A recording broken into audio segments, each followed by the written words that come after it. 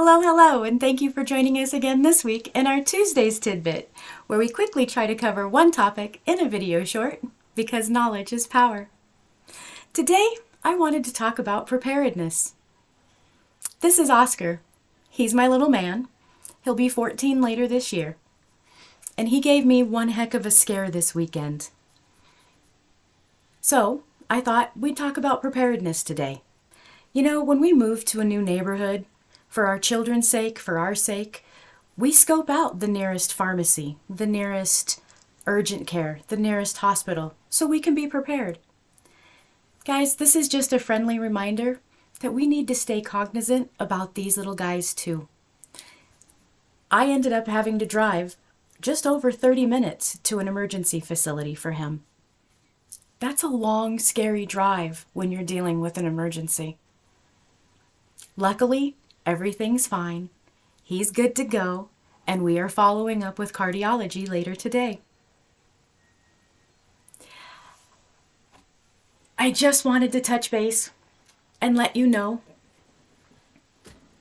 how important being diligent is and how important it is to know your surroundings. From previous videos, I know that you probably understand that I believe in an integrative approach, and in the emergency that we were having, I needed Western medicine, and unfortunately, I wasn't completely prepared. I moved here about 7 months ago.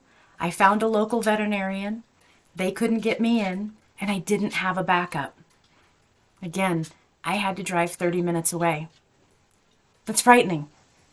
Luckily, it was a true emergency, so they were able to triage him and get him straight back, no waiting. Whew, that doesn't take away the worry or the fear. I'm still a dog mom, and I still love him with all of my heart. But I feel in a few ways that I kind of dropped the ball.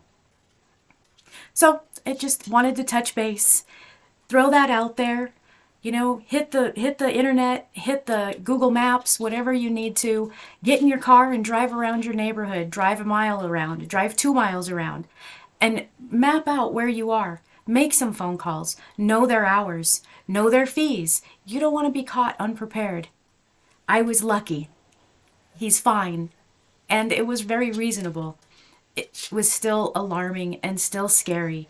And we still have to follow up and find out exactly what was going on.